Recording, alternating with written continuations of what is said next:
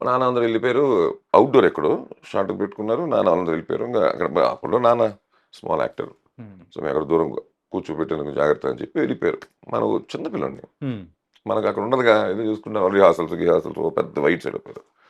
అలా చూసి అటు ఇటు ఇటు నడుస్తూ ఏదో వాటర్ ఉంటే వెళ్ళి వాటర్ తాగి వచ్చేసి ఇచ్చేసి కుర్చీలో కూర్చున్నా. As a kid. షార్ట్ అయిపోయి వస్తున్నారు. నాన్న అటు వెతుక్కుంటున్నారు. ఎవరో చెప్పారు అక్కడున్నారు శర్మగారు. అయ్యే పని చేసి చూపించినట్టున్నారు. ఆయన కంగారు పడి పరిగెత్తుకు వస్తున్నారు. కరెక్ట్ రామారావు గారి వైపు వచ్చేస్తున్నారు దగ్గరికి. కుర్చీ అయింది. ఆ ఓకే. డైరెక్టర్ నేను కుర్చీలో కూర్చున్నా. ఆహాహా! ఓకే. నాకు తెలియక హ్మ్. Without my knowledge. నాన్నగారు చూసారు. ఆయన వేరే రీచ్ అయిపోతున్నారు చెప్పి పరిగెత్తుకొస్తున్నారు. ఈ రాను టక్కని చూసి ఇలా చూసి ఇలా ఎత్తుకొని నన్ను ఆయన పైకి తిరిగి ల్యాప్ మీద కూర్చోబెట్టుకుంటూ అంటే నేనెవరో కూడా తెలీదు ఆయనకి తెలీదు. అప్పటికింకా. ఓకే. హ్మ్.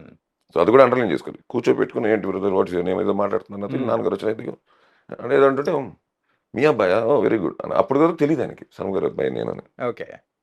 మాట్లాడుతున్నా అలా కాదు ఏమో కూర్చోనండి కుర్చీలోనే. ఇలా కుర్చీలో కూర్చోకూడదు అలాగా నేను మా నాన్నది అంటాను నేను. ఎప్పుడు కూర్చోకూడదు ఏమో ఫ్యూచర్‌లో ఇదే కుర్చీలో కూర్చుంటారేమో ఆయన. అబ్బా! అది డైరెక్టర్స్ చైర్. అది బాగా పాతుకుపోయింది నాకు. ఓకే. Directors chair. ఆయన ఆశీర్వాదం. మనకి పాతుకుపోయింది. ఆయన బ్లెస్సింగ్ అయిపోయింది. బ్లెస్సింగ్. మరి కూర్చోకుండా ఎందుకు ఆగుతుందది?